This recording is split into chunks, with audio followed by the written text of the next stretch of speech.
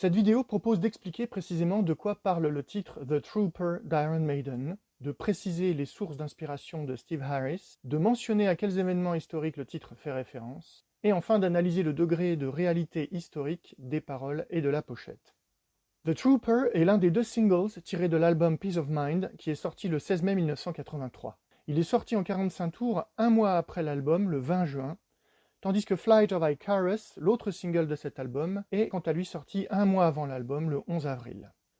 En face B de The Trooper, on trouve 2 titres, en l'occurrence 2 reprises. Tout d'abord Aqualung, une reprise d'un titre de Jethro Tull, un groupe de rock progressif anglais, tiré de leur 4e album, sorti le 19 mars 1971, et Cross-Eyed Mary, également une reprise de Jethro Tull, et c'est même le titre juste après Aqualung sur l'album. C'est un morceau difficile à cerner d'un point de vue mélodique, compte tenu des changements répétés de ton, mais intéressant du point de vue du binôme rythmique basse-batterie et surtout du chant. J'ajoute à ce propos que Bruce Dickinson et Ian Anderson, le guitariste flûtiste-chanteur de Jethro Tull, se sont retrouvés dans la cathédrale de Canterbury le 10 décembre 2011 pour un concert. Alors Iron Maiden remplit ses albums de références de nature diverses et multiples, avec notamment une propension à glorifier le passé militaire britannique, et plus précisément l'héroïsme des soldats britanniques. Par exemple, Passchendaele fait référence à la bataille de Passchendaele qui eut lieu entre le 31 et le 6 novembre 1917 en Flandre occidentale, pendant la Première Guerre mondiale. Elle opposait une coalition de l'armée britannique, l'armée canadienne et des renforts de l'armée française face à l'armée allemande. Aces High fait référence à la bataille d'Angleterre qui s'est déroulée de juillet 1940 à mai 1941 et qui opposa principalement la Royal Air Force britannique à la Luftwaffe allemande et marqua une étape décisive dans le cours de la Seconde Guerre mondiale, et je vous renvoie à ce propos à une de mes vidéos qui traite spécifiquement de ce titre. Where It Goes There, le premier titre de Peace of Mind, raconte comment un commando britannique est parachuté pendant l'hiver 1943-1944 dans les Alpes autrichiennes, à moins de 40 km au sud-est de Berchtesgaden, où se trouve le nid d'aigle de Hitler, en Bavière, afin de récupérer un général américain prisonnier dans le Schloss Adler, le château des aigles, une forteresse nazie. Enfin, 2 Minutes to Midnight fait référence à la course aux armements nucléaires et plus précisément à la Doomsday Clock, l'horloge de la fin du monde ou horloge de l'apocalypse, qui est une horloge conceptuelle créée en 1947, peu de temps après le début de la guerre froide, et mise à jour régulièrement depuis par les directeurs du Bulletin of Atomic Scientists de l'Université de Chicago, sur laquelle minuit représente la fin du monde, l'apocalypse. Donc dans cette vidéo, nous allons remonter le temps jusqu'au milieu du 19e siècle, au temps de la guerre de Crimée, et plus précisément de la bataille de Balaklava, qui s'est déroulée le 25 octobre 1854. Cette bataille est représentée par de très nombreuses œuvres picturales, et elle est surtout commémorée dans le célèbre poème d'Alfred Lord Tennyson intitulé « La charge de la brigade légère », publié quelques semaines après la bataille, le 9 décembre 1854. C'est néanmoins sans doute par le biais de l'une ou l'autre des adaptations cinématographiques de cette bataille qu'est venue à Steve Harris l'idée de composer ce morceau et d'en écrire les paroles. Il existe en effet 2 films qui traitent de ce sujet. Le premier, en noir et blanc, fut réalisé en 1936 par Michael Curtiz, avec notamment Errol Flynn. Alors c'est une adaptation typiquement hollywoodienne, à gros budget, $1 200 000, un record pour l'époque, qui donne une image romantique, épique et mythique de l'impérialisme britannique. Ce sont d'ailleurs des extraits de ce film que l'on aperçoit dans le clip officiel, sorti en 1983, avec notamment des extraits à l'écran du poème de Tennyson. Le deuxième, en couleur, beaucoup plus réaliste, fut réalisé quant à lui en 1968 par Tony Richardson, et ce film se veut authentique et fidèle d'un point de vue historique, ce qui lui a valu des critiques.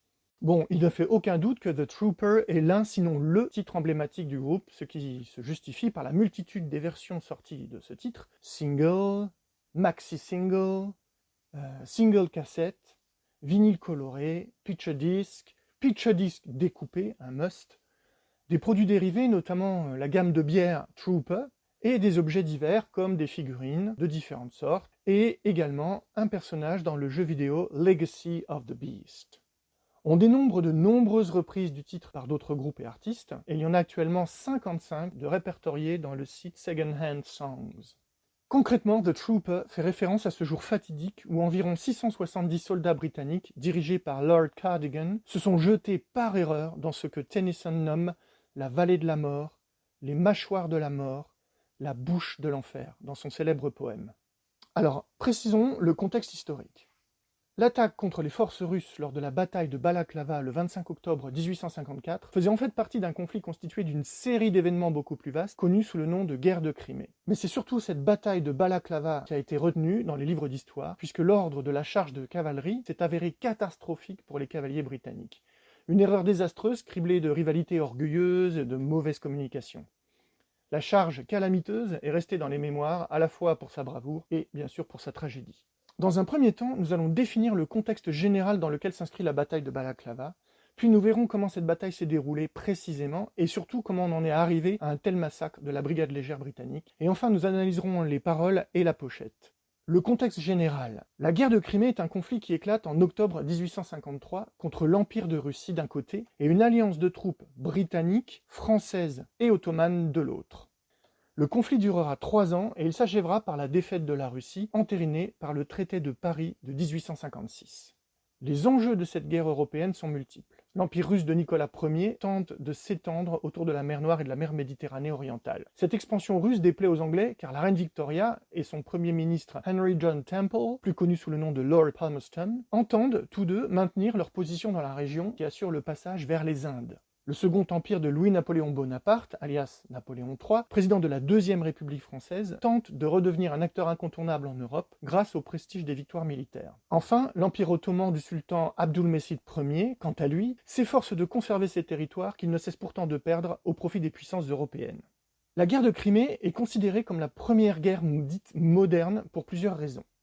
Premièrement, l'utilisation de fusils à canon striés, le fusil minier, inventé par le commandant Minier, que l'on nomme rifle en anglais, qui tire des balles plus précis que les mousquets, dont il est fait référence dans les paroles dès le premier couplet, qui eux tirent des billes de plomb, et donc le tir est beaucoup moins précis. Deuxièmement, l'artillerie de longue portée, notamment les canons comme ceux qu'on aperçoit sur la pochette, qui tirent pas seulement des boulets pleins, mais également des obus explosifs sphériques, remplis de poudre et de balles, le tout fermé par un tube en bois, rempli de poudre et qui explose en plein vol, dispersant ainsi son contenu sur l'ennemi à l'image d'une grenade à fragmentation, comme on peut le voir représenté sur cette gravure colorée montrant la charge des Scots Grey. Troisièmement, l'usage de boîtes à mitraille utilisées à courte portée, constituées d'un cylindre rempli de billes de plomb ou de fer, que l'artilleur glisse dans le fût du canon afin que les billes soient violemment éjectées et fusent par centaines, causant d'énormes pertes dans les rangs des troupes de la brigade légère britannique qui atteignirent la ligne de défense russe. Ils n'ont pas tous atteint cette ligne de défense, il y en a beaucoup qui sont morts avant. Quatrièmement, les navires à vapeur et non plus à voile, comme le Napoléon, le premier navire de guerre au monde à disposer de la propulsion à hélice, doté de 90 canons lancés en 1850 à l'arsenal de Toulon, et il était le premier d'une flotte de 9 autres bâtiments de guerre, précurseurs annonçant les cuirassés en coque en fer au blindage renforcé, comme ici avec le Redoutable, un peu plus tard en 1878. Enfin, cinquièmement, l'utilisation des chemins de fer, du télégraphe et surtout les reporters de guerre dotés d'appareils photographiques permettant des prises de vue posées, et il fallait pas bouger pendant au moins 20 secondes, ce qui explique qu'on n'a pas de photos de la bataille, on n'a que des photos posées, comme James Robertson qui effectuera plus de 150 clichés de la guerre de Crimée, avec notamment cette vue du port de Balaklava, ou cette autre vue avec les navires à vapeur, la petite ville portuaire de Balaklava, un campement des forces britanniques avec le port en arrière-plan, et de nombreuses prises de vue des bataillons britanniques comme les 13e dragons de la brigade légère, ou les hussards de la reine de la brigade légère, ou des Coldstream Guards, ainsi que des 93e Highlanders du Sutherland, et cette photographie des quelques survivants de la 13e dragon de la brigade légère. Nous allons maintenant évoquer le conflit plus précisément, et détailler les raisons pour lesquelles Iron Maiden a choisi d'honorer la mémoire des soldats morts lors de la charge de la brigade légère. Conflit majeur du XIXe siècle, la guerre de Crimée a fait au moins 500 000 morts, plus même que la guerre de sécession américaine, et elle a eu un impact profond sur des personnalités aussi renommées que l'infirmière britannique Florence Nightingale, pionnière des soins infirmiers modernes, le poète anglais Alfred Lord Tennyson, l'un des poètes britanniques les plus célèbres de l'époque victorienne. Le conflit a commencé à Jérusalem, ville du Proche-Orient ici sur la carte, qui tient une place centrale dans les religions à la fois juives, chrétiennes et musulmanes, aujourd'hui située en Israël, qui faisait alors partie de l'Empire ottoman, ici en rouge. Et à Jérusalem, des moines orthodoxes chrétiens et catholiques s'étaient engagés dans une lutte pour savoir qui contrôlerait les lieux saints. À la suite de ces querelles, en 1852, le tsar Nicolas Ier de Russie, un défenseur autoproclamé du christianisme orthodoxe, a exigé le droit d'exercer son pouvoir sur des millions de sujets chrétiens de l'Empire ottoman. Après avoir été rejeté, il a ensuite envoyé son armée, la plus grande du monde, pour occuper la Moldavie et la Valachie, deux principautés ottomanes dans l'actuelle Roumanie. Le tsar avait également les yeux rivés sur Constantinople, ici sur la carte, aujourd'hui Istanbul, capitale de la Turquie, mais à l'époque la capitale ottomane qui, si elle était prise, donnerait à sa marine un accès sans entrave à la partie orientale de la mer Méditerranée. Contrariés par cet expansionnisme, la Grande-Bretagne et la France ont envoyé leurs armées de terre et leurs navires de guerre dans la région pour limiter l'expansion russe et ont choisi de défendre la souveraineté ottomane pour des raisons à la fois politiques, religieuses et économiques. Les combats ont officiellement éclaté le 23 octobre 1853, lorsque l'Empire ottoman déclare la guerre à l'Empire russe avec la prise de la forteresse d'Izakchea, une ville située sur la rive droite du Danube, aujourd'hui en Roumanie, mais alors en territoire ottoman. Le 27 mars 1854, la Grande-Bretagne et la France déclarent à leur tour la guerre à l'Empire russe, après que les troupes russes ont traversé le Danube, ce qui se traduira par un débarquement franco-anglais le 14 septembre 1854 à Eupatoria, à une soixantaine de kilomètres au nord de Sébastopol. Croyant que le conflit se terminerait rapidement, ils n'ont apporté ni vêtements d'hiver ni fournitures médicales. Et ce fut une erreur fatale, car la plupart des hommes perdus dans cette guerre ont été majoritairement victimes du froid et des maladies. Il y a notamment eu une épidémie de choléra et de typhus, et de nombreux soldats furent évacués ou décédèrent carrément sur place, comme l'illustre cette gravure montrant un cimetière britannique. Les forces alliées, donc la France, le Royaume-Uni et l'Empire ottoman, décidèrent de viser l'importante base navale stratégique de Sébastopol, ici sur la carte. Les Britanniques et les Français ont vaincu les Russes lors de leur premier affrontement près de la rivière Alma le 20 septembre 1854, lors duquel le 3e régiment de Zouaves prend les Russes par surprise en gravissant des escarpements rocheux et en s'emparant de leur artillerie, puis en la retournant contre eux, provoquant ainsi une retraite des forces russes à l'aide de leurs fusils miniers à longue portée, fusils dont j'ai déjà parlé tout à l'heure. D'où le fameux Zouave du pont de l'Alma sur la Seine à Paris, que l'on voit ici en dessin et là avec cette photographie d'époque. Mais au lieu de profiter de cette retraite russe, les Alliés ont commencé une marche détournée vers Sébastopol, ici sur la carte, où ils ont passé leur temps à creuser des tranchées et à traîner l'artillerie lourde en position, ce qui a permis aux Russes de considérablement renforcer leur défense. Et un siège s'est installé le 9 octobre 1854, comme on peut le voir sur cette photographie d'époque prise par James Robertson, et ce siège durera jusqu'en septembre 1855, avec la prise du fameux Mamelon vert lors de la fameuse bataille de Malakoff, au profit des Alliés le 8 septembre 1855, ici sur la carte, ce qui marque en fait quasiment la fin de la guerre de Crimée. Et Balaklava dans tout ça. Alors venons-en à la bataille de Balaklava. La petite ville portuaire de Balaklava, qui veut dire le nid des poissons, est située ici au sud de la péninsule de Crimée. La bataille s'est déroulée dans la vallée juste au nord du port, ici. Le 25 octobre 1854, l'armée russe dirigée par le prince Menchikov lança un assaut sur la base britannique de Balaklava, contrôlant ainsi les redoutes et les canons alliés qui s'y trouvaient. Les forces russes apparaissent ici sur cette carte en vert, les forces britanniques en rouge, brigades lourdes sur les hauteurs et brigades légères dans la vallée, et les Français en bleu. Après avoir réussi à reprendre 4 redoutes défensives, les Russes purent occuper les hauteurs des collines de Causeway, ici encadrées en vert. Mais ils sont délogés par les quelques 800 hommes de la brigade lourde que l'on voit dans cette peinture de Godfrey Douglas Giles, au premier plan duquel on reconnaît le 6e régiment de dragons Inniskilling à leur casque métallique. Tandis qu'au second plan, on voit le 2e régiment de dragons Royal North British, qui deviendront les Royal Scots Grey en 1877 en raison de la robe grise de leurs chevaux, reconnaissable à leur toque en peau d'ours. On reconnaît bien sûr les Russes à leurs uniformes foncés. Et tout à fait à l'arrière-plan, on perçoit l'artillerie russe de l'autre côté de la vallée, sur les collines de Fediokin. Il s'agit alors de la première phase de la bataille de Balaklava. La seconde phase, quasi simultanée, c'est le fameux 93e régiment de Highlanders écossais, représenté ici dans ce tableau de Godfrey Douglas Giles, et que l'on reconnaît à leur kilt dans cette aquarelle de Richard Simkin, et sur cette photo d'époque prise en 1854.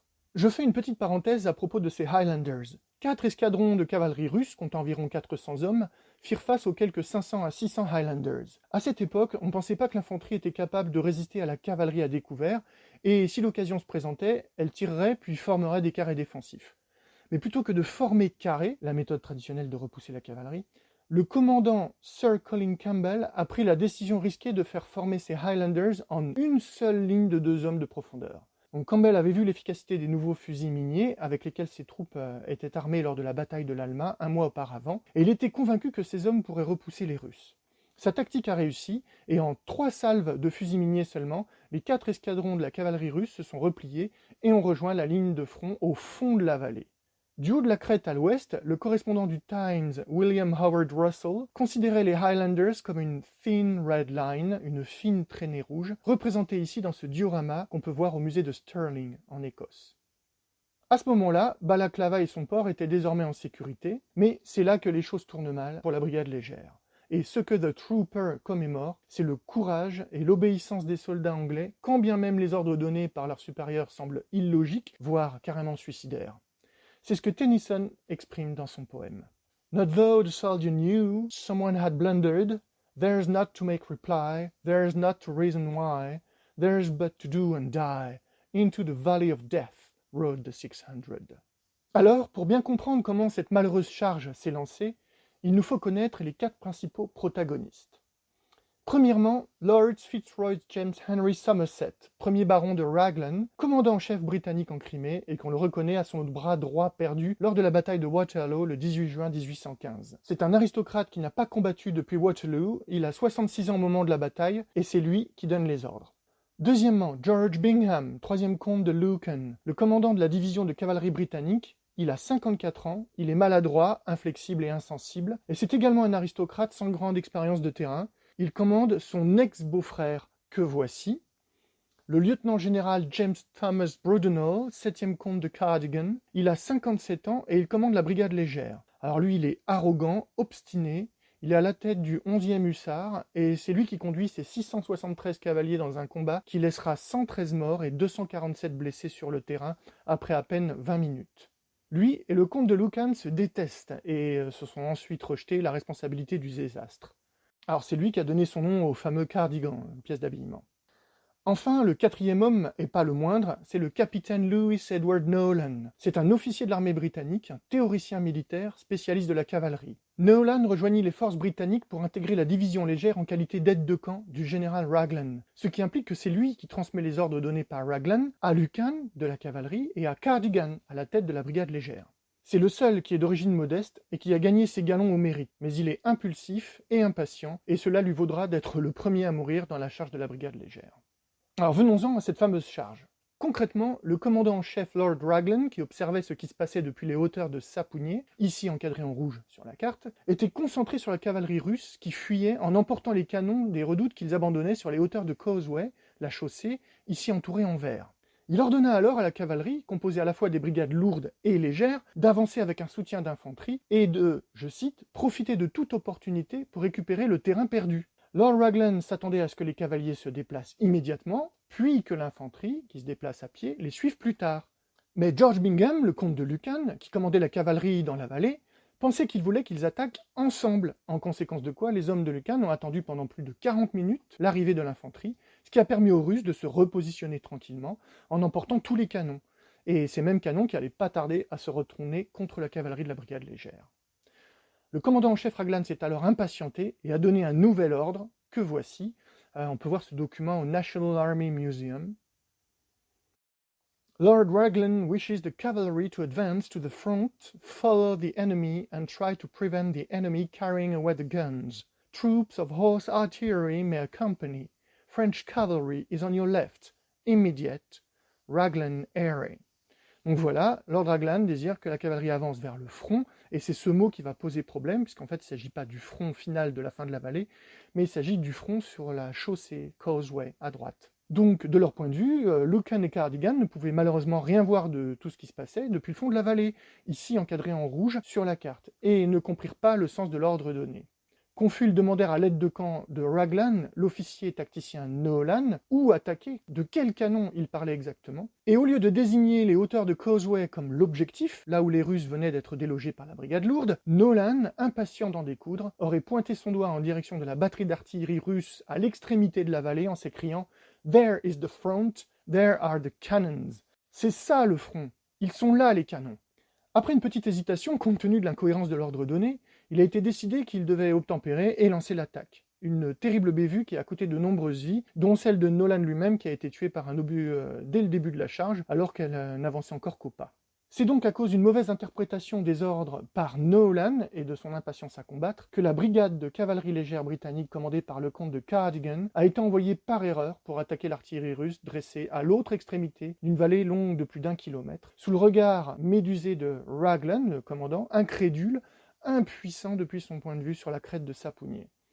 Et c'est l'attaque. Lucan et Cardigan ont tous deux décidé d'engager environ 670 membres de la brigade légère dans la bataille. Ils dégainèrent leurs sabres et commencèrent la charge vouée à l'échec face aux troupes russes qui tiraient sur eux, de face, mais bien sûr de chaque côté, droit et gauche, depuis les hauteurs où ils étaient positionnés. À une centaine de mètres de la ligne de canon russe, ils se mirent au galop, essuyant les tirs nourris des canons de chaque côté. Au fur et à mesure que les hommes et les chevaux tombaient, ceux qui avançaient encore resserraient les lignes. À environ 80 mètres de la ligne de front russe, les canons de la batterie ont tiré une énorme salve de boîtes à mitraille, ne laissant qu'un tiers de la ligne de la cavalerie de front intacte. Malgré cela, la brigade légère poursuivit son galop et franchit finalement la ligne de canon russe. Et à ce moment-là, la brigade légère se fragmenta et, après quelques combats au corps à corps, les hommes se sont ralliés et se sont frayé un chemin de retour, toujours sous le feu des canons positionnés latéralement, parce qu'en fait, ils n'ont pas été suivis par la brigade lourde. Lord Tredegar, qui commandait une troupe du 17e régiment de dragons légers, les lanciers, écrivit à son père 2 jours après la bataille, je cite, « Je suis actuellement commandant du 17e, ce petit régiment galant se compose maintenant de 50 hommes et chevaux aptes au service et de 3 officiers. » Sous-entendu, il ne reste pas beaucoup de monde. Les horreurs de la charge auraient choqué même l'officier le plus expérimenté, et des témoins ont parlé de corps éclaboussés de sang, des têtes emportées par des boulets, des membres coupés par des éclats de boulets à déploiement, des morceaux de corps d'hommes et de chevaux, le tout criblé par de la mitraille, l'ensemble baigné dans une fumée remplissant l'air comme si une éruption volcanique avait lieu. Pour ceux qui regardaient la scène se dérouler du bout de leur longue vue, cela a été un moment terrible, mais miraculeusement, 2 groupes de survivants se sont rapidement sortis du piège russe.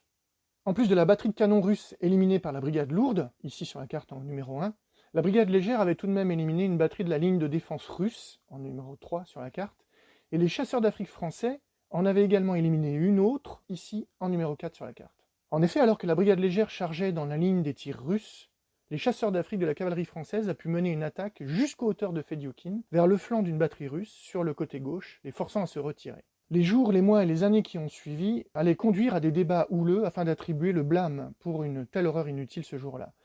Comme le montre cette étonnante photographie de la vallée prise par Roger Fenton le lendemain de la bataille.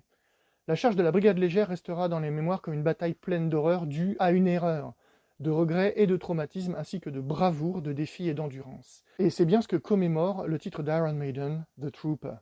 Le prix à payer pour le manque de communication et l'excès d'orgueil fut élevé. Sur 678 hommes de tout grade et dans les régiments qui galopèrent dans la vallée de la mort, seuls 195 revinrent. Ceux qui ne sont pas morts dans l'affrontement ont rejoint la longue liste des victimes des maladies et du froid, qui n'allaient pas tarder à s'abattre sur la Crimée en cet hiver 1854, comme le montre ce tableau, et comme en témoigne cette photographie d'un cimetière militaire anglais près de Balaklava, début 1855. Le nombre de chevaux tués dans la charge fut également très élevé. Sur les 643 chevaux impliqués ce matin-là, plus de 370 ont été tués et 85 autres blessés. Donc l'exploit de la brigade légère est rapidement devenu légendaire en Grande-Bretagne, et en grande partie grâce au poème d'Alfred Tennyson, La charge de la brigade légère, dont voici le manuscrit. La charge tragique des régiments de cavalerie légère britanniques le long de la vallée des ombres et de la mort, sous le feu meurtrier des canons russes, était véritablement héroïque, et c'est le plus célèbre de tous les engagements militaires britanniques au cours du XIXe siècle. Et c'est justement ce que commémore le titre The Trooper. La légende des Gallant 600, comme l'a écrit Tennyson, reste profondément ancrée dans l'esprit des Anglais un siècle et demi plus tard. Nommé poète lauréat quelques années plus tôt par la reine Victoria, il a loué la bravoure des hommes, et c'est ce poème qui est à l'origine des paroles de The Trooper.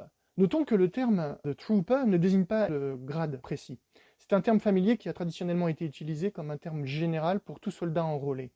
Les soldats de cavalerie sont généralement considérés comme socialement un cran au-dessus des autres soldats, que l'on désigne par le terme private, c'est-à-dire soldat de base, comme dans Saving Private Ryan. Le héros, le trooper, c'est le soldat qui sacrifie sa vie, quel que soit l'ordre qu'on lui donne. Il a une mission, il l'accomplit. Cela fait évidemment écho au poème de Tennyson. Steve Harris, qui une fois encore signe la musique et les paroles, intègre un vocabulaire tout droit tiré du poème de Tennyson, ici en version tapuscrite par son épouse avec des annotations de la main du poète. Et ça ne laisse pas de place au doute concernant le sujet historique dont il est question dans ce titre. Et Bruce Dickinson se fait un plaisir de brandir le Union Jack et de revêtir la tenue des soldats de la brigade Coldstream lorsque le titre est joué en live. Alors jetons un coup d'œil aux paroles et à la structure de ce morceau. Les paroles se décomposent en 3 parties chacune, composées d'un couplet de 2 strophes de 4 vers, et les solos entre le 2e et le 3e couplet, comme c'est traditionnellement le cas chez Iron Maiden. Les 3 couplets racontent la charge de la brigade légère. Le premier couplet, on se prépare à l'attaque, dont l'issue est fatale, et l'attaque commence au pas, au son du clairon. La détermination est totale, pas de place pour la peur ou la fuite.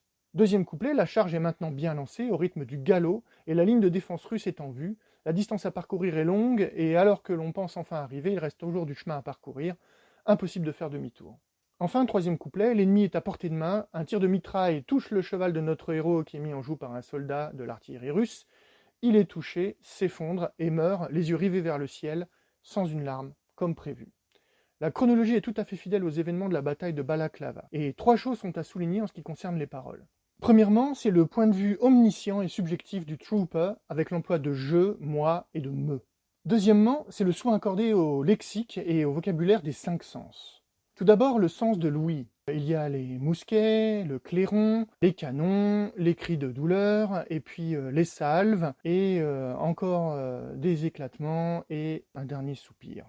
Ensuite, c'est l'odorat, puisqu'il y a l'odeur âpre de la laine des chevaux, et puis l'odeur de la transpiration des chevaux. Troisièmement, le sens de la vue, où on voit le mur humain qui les attend. Il est pris en joue par un russe, et il finit par fixer le ciel du regard juste avant de mourir. Enfin, pour le goût, on note qu'il a la gorge sèche. Enfin, en ce qui concerne le toucher, il ressent la balle de mousquet et ensuite son corps totalement engourdi juste avant de mourir. En toute fin, on a une mention de sentiment, le sentiment d'avoir déjà été oublié, d'être mort totalement anonymement pour une cause perdue d'avance, mais sans peur et sans regret. Pour terminer avec les paroles, troisièmement, ce sont les rimes et la scansion qui sont intéressants. Le débit en 9 pieds qui suit la ligne de basse et dont le galop fait écho au galop des chevaux de la charge. 1, 2, 3, 1, 2, 3, tédédin, tédédin, tédédin. Et Steve Harris a épuré les métaphores du poème dans ses paroles, la vallée de la mort, les mâchoires de la mort, la bouche de l'enfer, lesquelles ne sont toutefois pas totalement étrangères aux paroles, voire à des titres d'autres morceaux d'Iron Maiden. Il a en revanche conservé des éléments emblématiques, on peut citer par exemple les canons, l'allégorie de la mort, la notion de faire ce que l'on attend de soi, même si la mort est au rendez-vous, la fumée, la ligne de défense russe, les chevaux et le combat. Parallèlement aux paroles, l'artiste de la pochette Derek Riggs a su également incorporer des éléments essentiels du poème, également les canons, les soldats, l'agonie avec cette main qui semble demander qu'on l'achève à droite, la mort sous toutes ses formes concrètes et allégoriques, avec justement le Grim Reaper, avec la cape et la faux, bien sûr le sabre, la fumée et la charge, Eddie qui arrive en face de nous en plan subjectif, et la ligne de défense russe qui vient d'être percée, comme on le voit sur la pochette, sans oublier le fameux drapeau marqué par le combat, le Union Jack que tout soldat se devait de ramasser dès que le porte-drapeau venait à se faire tuer, ce qui semble être le cas visiblement si on en croit l'état du manche du drapeau. Et enfin, la signature de l'artiste, ici en bas. Alors à propos de la pochette, il y a, je pense, une légère incohérence en ce qui concerne l'uniforme que porte Eddie, car en fait, aucun soldat de la cavalerie impliqué dans la charge de la brigade légère ne portait ce type d'uniforme, comme on le voit ici avec les 4e dragons légers, les 8e hussards, les 11e hussards, les 13e hussards et les 17e lanciers qui eux étaient en toute première ligne.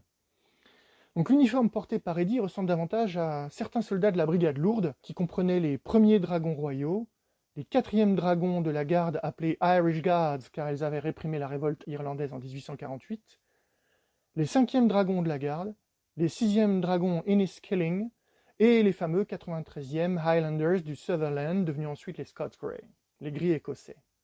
En fait, c'est tout simplement l'uniforme du régiment des Coldstream Guards, du garde anglais, créé en 1661. On reconnaît à ce titre la boucle du ceinturon des Coldstream Guards.